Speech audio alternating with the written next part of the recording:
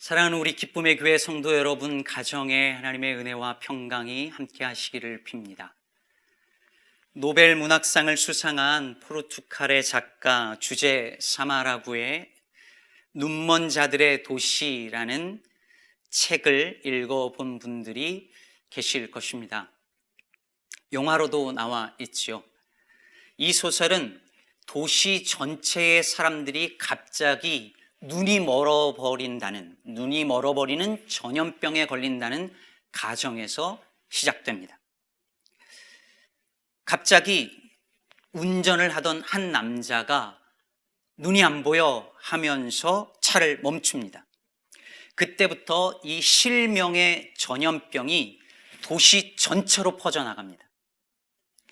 처음으로 이 눈먼 사람을 진찰했던 그 의사도 실명하고 맙니다. 정부는 계속해서 이 전염병이 퍼져나가는 것을 보면서 이 의사를 비롯한 이 눈먼 사람들을 다 한 곳 수용소에 격리시켜 버립니다. 이 수용소에서 모든 사람들이 다 앞이 보이지 않습니다. 거기에 앞이 보이는 사람이 딱 한 명이 있었어요. 누구냐면 그 의사의 아내였는데 자기의 남편을 너무 사랑해서 앞이 안 보인다고 거짓말을 하고 그 수용소에 따라온 겁니다. 이 수용소 안에서 눈먼 사람들이 서로 약탈을 하고 침략을 하고 살인을 저지릅니다. 이곳을 지키던 군인들은 그 눈먼 사람들이 자기를 쳐다보면 그 전염병에 옮아서 자기도 눈이 멀어버릴까 봐 두려워서 사람들이 가까이 오면 그 사람들을 총으로 사살해버립니다. 이 소설의 맨 마지막에서 이곳에 있었던 그 수용소에 있었던 사람들이 병이 났고 눈을 뜨게 됩니다.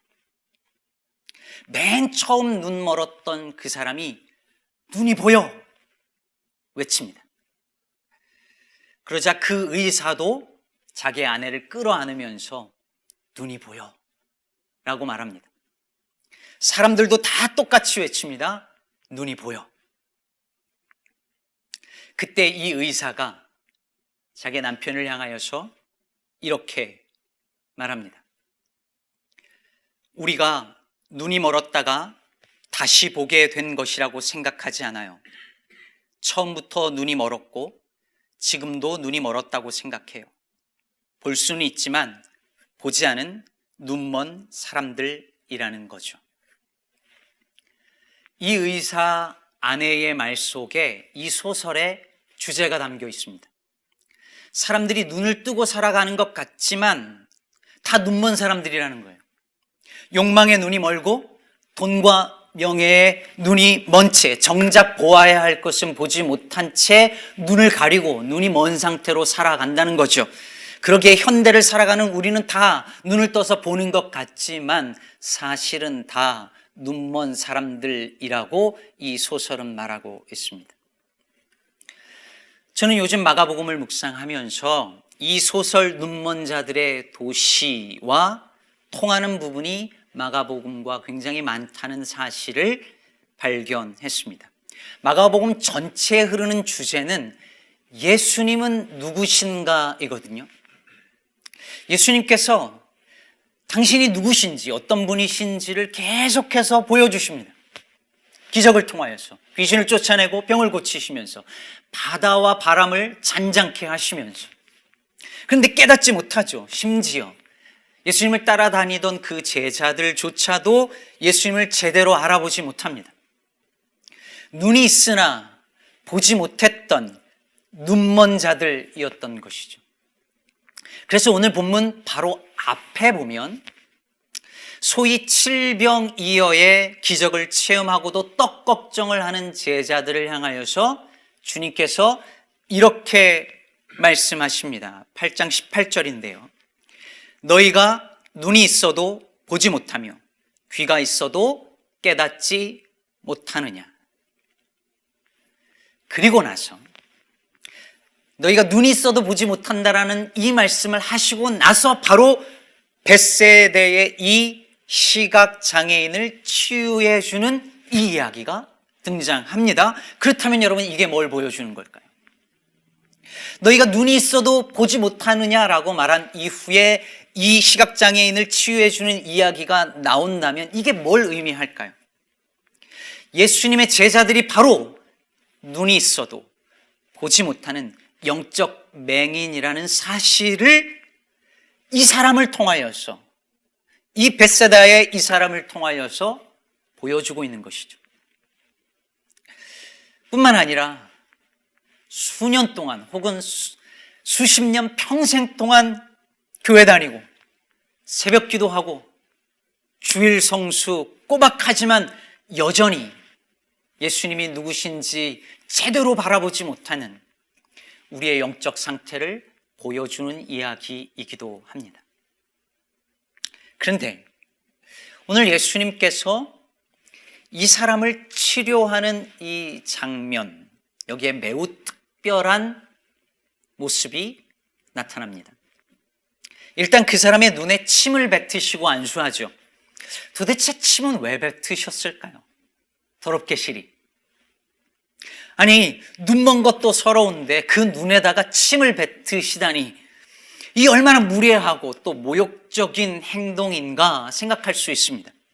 아니면 예수님의 침에 이런 엄청난 능력이 있구나, 나한테도 좀 뱉어주시지, 이렇게 생각할 수도 있겠죠.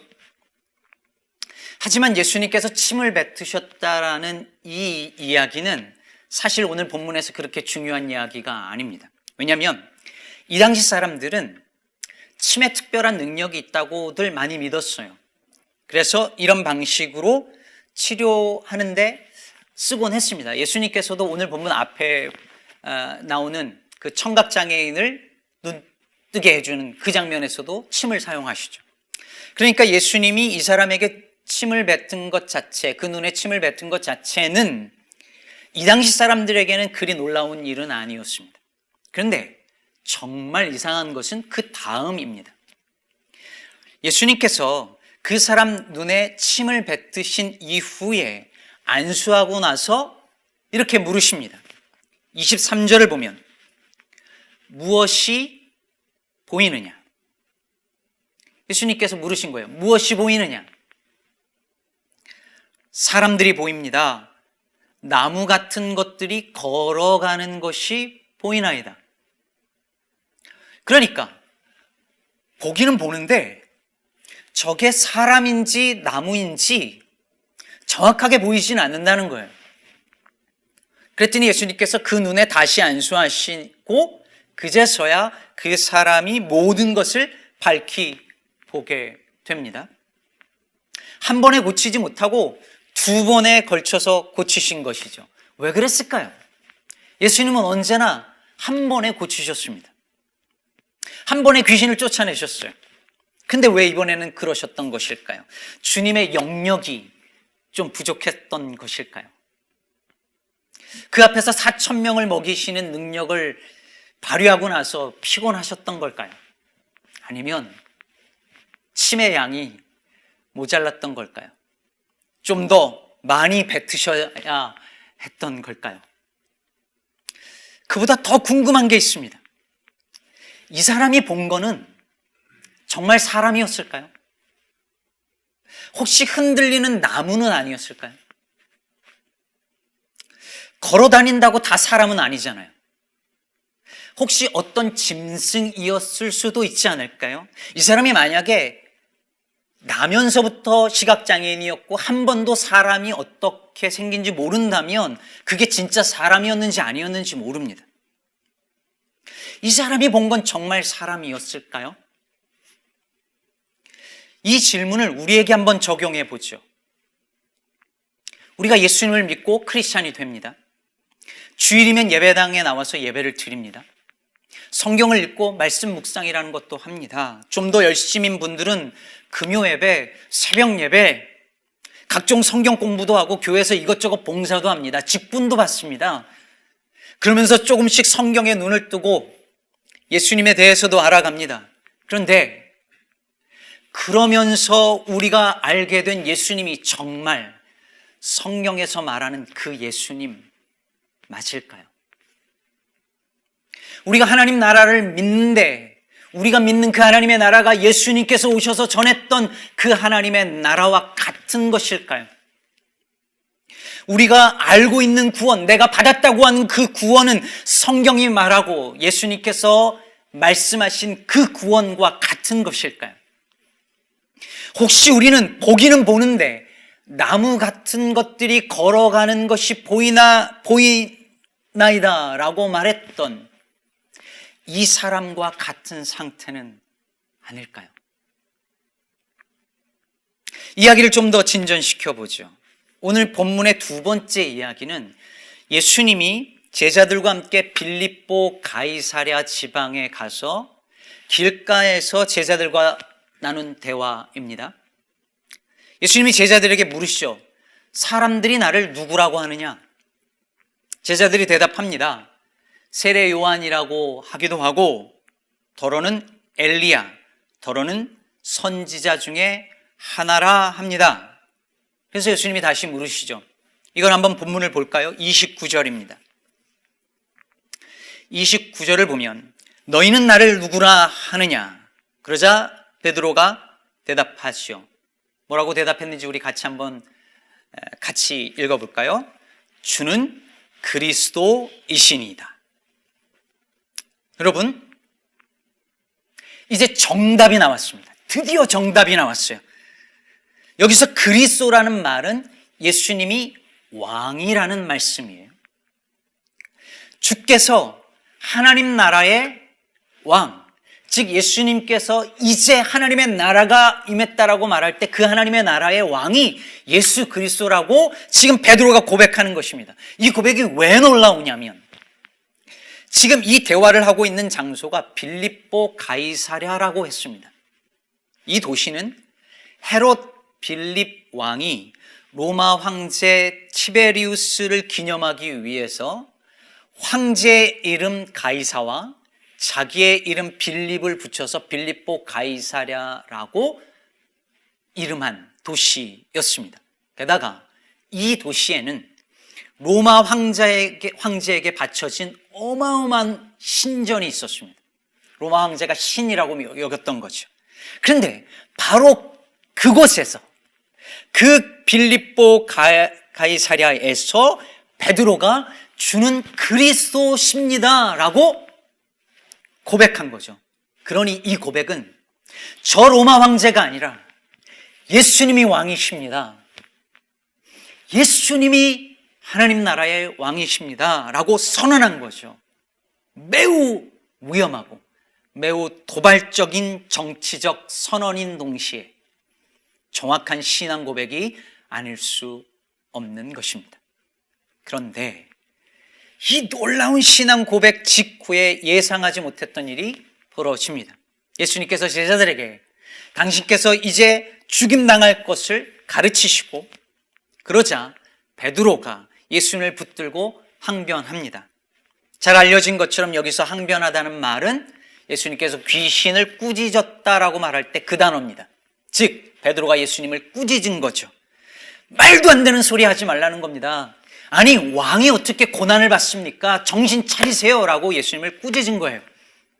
그러자 예수님이 베드로를 다시 꾸짖으시며 이렇게 말씀하시죠. 사탄아 물러가라. 내가 하나님의 일을 생각하지 아니하고 도리어 사람의 일을 생각하는도다. 여러분, 여기서 지금 드러나고 있는 게 뭘까요? 오늘 마가가 이 두 이야기 속에서 드러내려고 하는 게 뭘까요? 이 베드로가 바로 아까 그 반쯤만 눈을 떴던 벳세다 맹인과 같은 상태라는 것을 보여주고 있는 것입니다. 베드로는 예수님이 그리스도인 것을 알아보았습니다. 그분이 하나님 나라 왕인 것을 알아보았어요. 그런데 그는 예수님이 그냥 왕이 아니라 십자가를 지셔야 하는 왕이라는 사실을 알아보지 못했습니다. 십자가 없는 왕만 보았습니다. 고난 없이 들어가는 하나님 나라만 보았습니다. 반만 본 거예요. 아니, 어쩌면 보고 싶은 것만 보았을지도 모릅니다.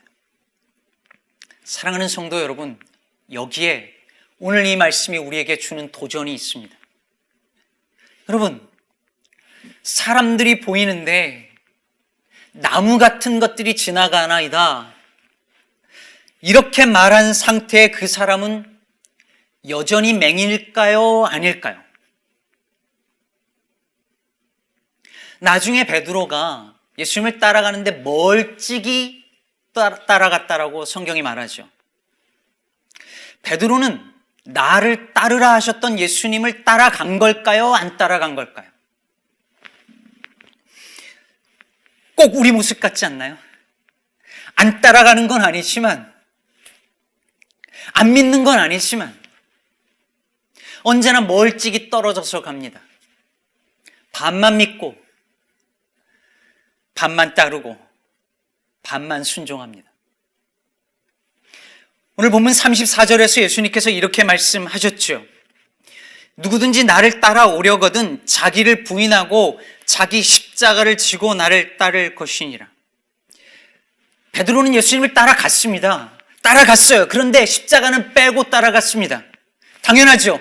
십자가 없는 왕만 믿었으니까요.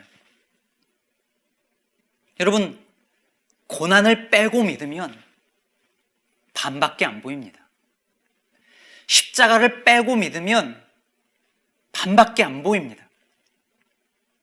그러므로 우리 눈을 반쯤이 아니라 밝히 다 떠서 fully 볼 수 있게 해주는 것은 고난이고 십자가라고 오늘 본문이 우리에게 가르쳐주는 것입니다.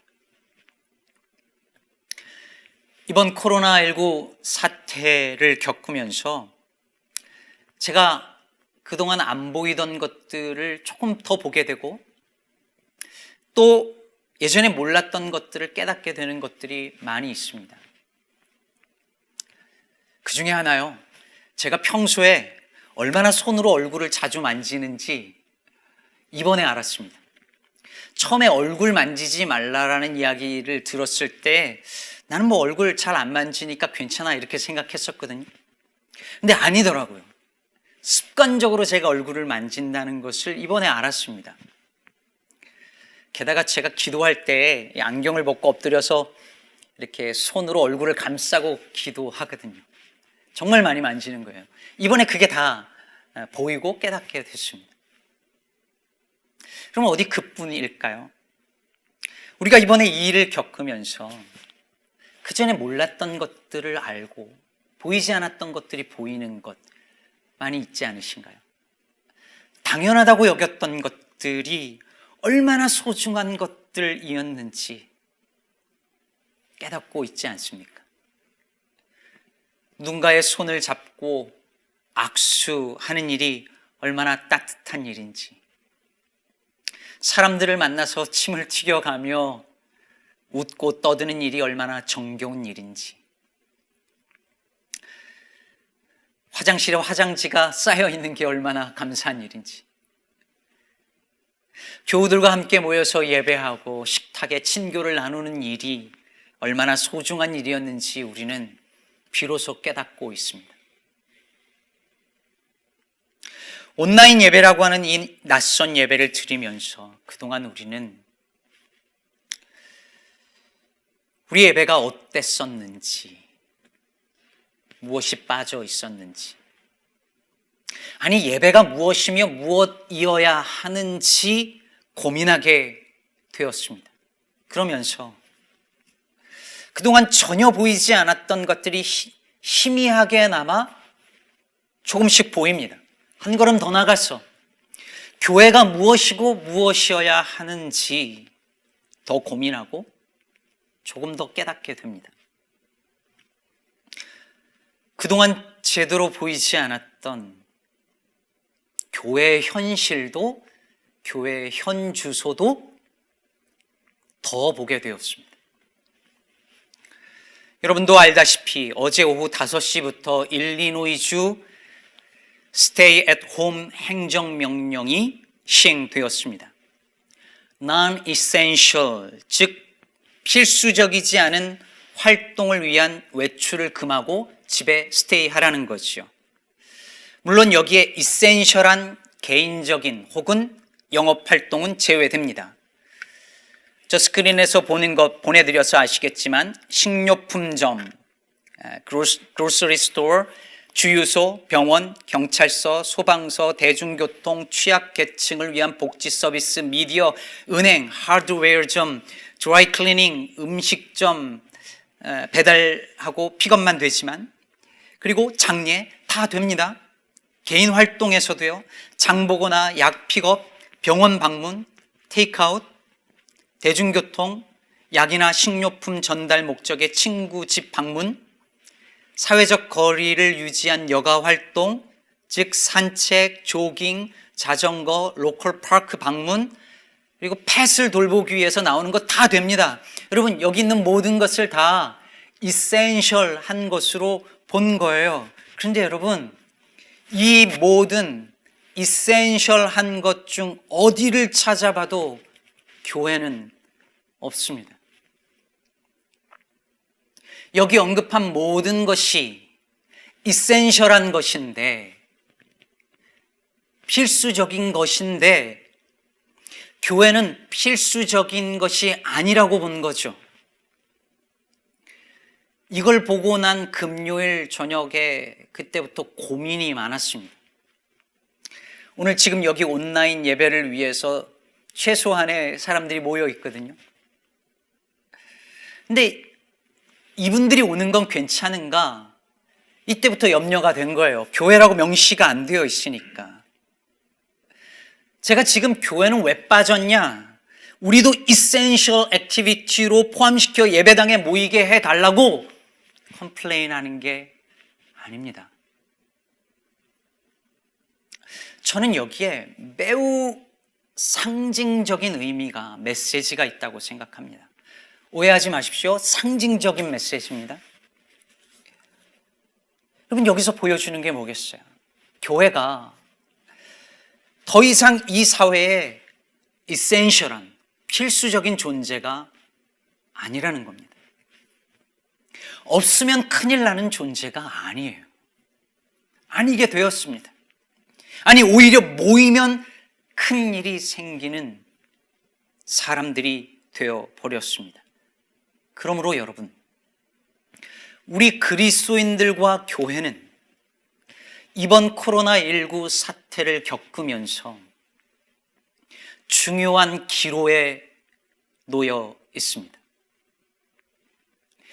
이 사회에 다시 이센셜한 존재가 될 수 있을 것인지, 아니면 non essential한 존재로 혹은 천덕꾸리로 남을 것인지, 그 기로에 놓여 버렸습니다. 어떻게 해야 우리는 이 세상에 반드시 있어야만 하는 필수적인 존재로 자리매김할 수 있을까요? 무엇이 우리를 이 세상에, 그리고 하나님 나라를 위하여서 꼭 있어야만 하는 필수적인 존재로 만들 수 있을까요? 라드니 스타크라는 사회학자가 쓴 기독교의 발흥이라는 책이 있습니다. 이 라드니 스타크는 신학자도 아니고 교회 역사가도 아닙니다.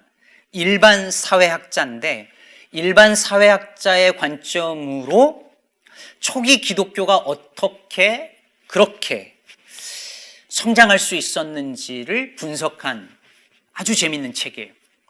얼마 전에 이찬수 목사님께서도 이 책을 언급하셨더라고요. 이 책의 주요 질문은 뭐냐면, 어떻게 로마 제국 변방에서 시작된 미약하고 이름 없는 이 메시아 운동이 이방 종교들을 밀어내고 서구 문명의 지배적인 신앙으로 자리매김할 수 있었을까? 이 질문입니다. 그리고 그 질문에 대한 대답을 사회학자의 관점으로 풀어나갑니다. 이 책에 로마 제국 전역을 그 당시에 강타했던 전염병, 역병에 관한 이야기가 나옵니다.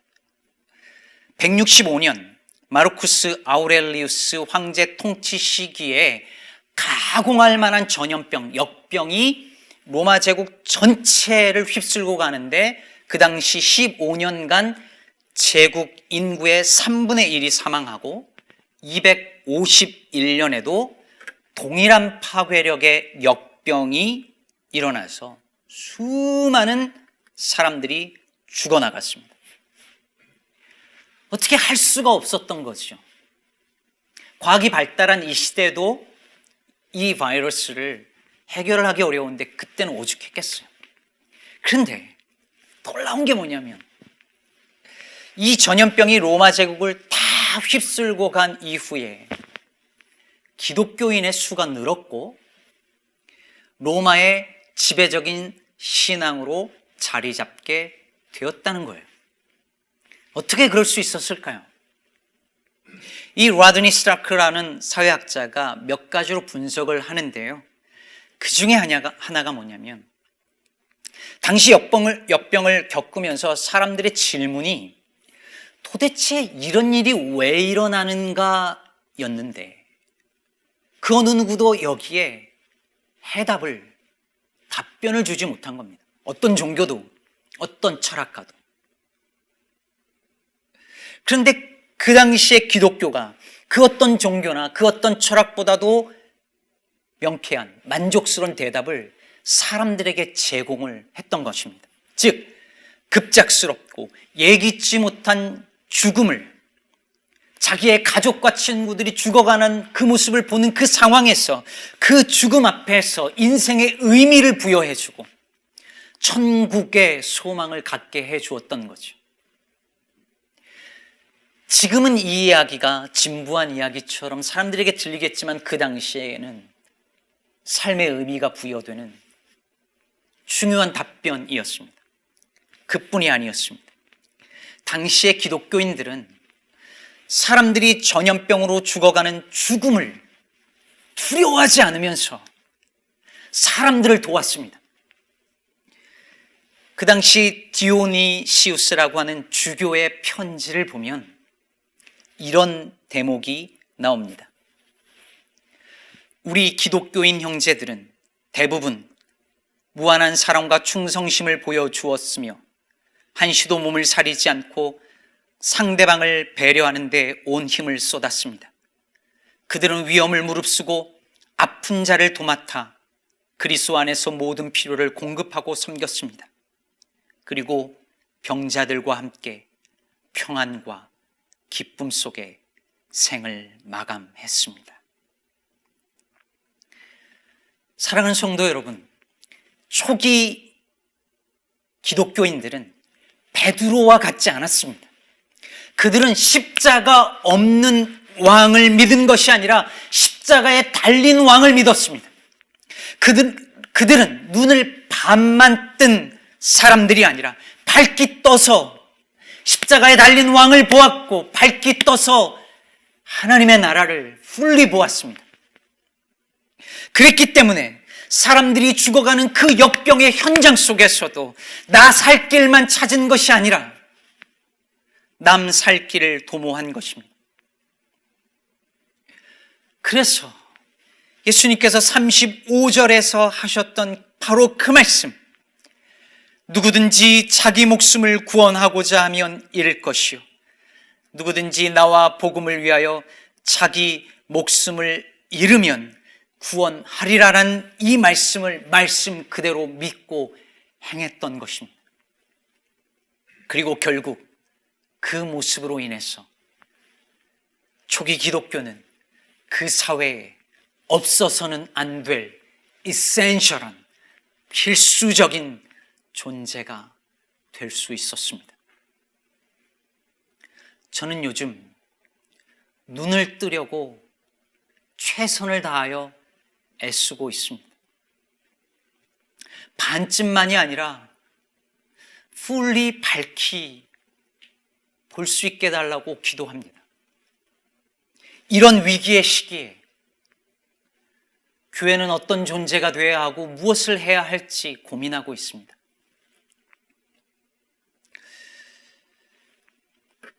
우리 교회 부장님들과 또 여러분들과 함께 뭘 할 수 있을까라는 대화도 나누었습니다.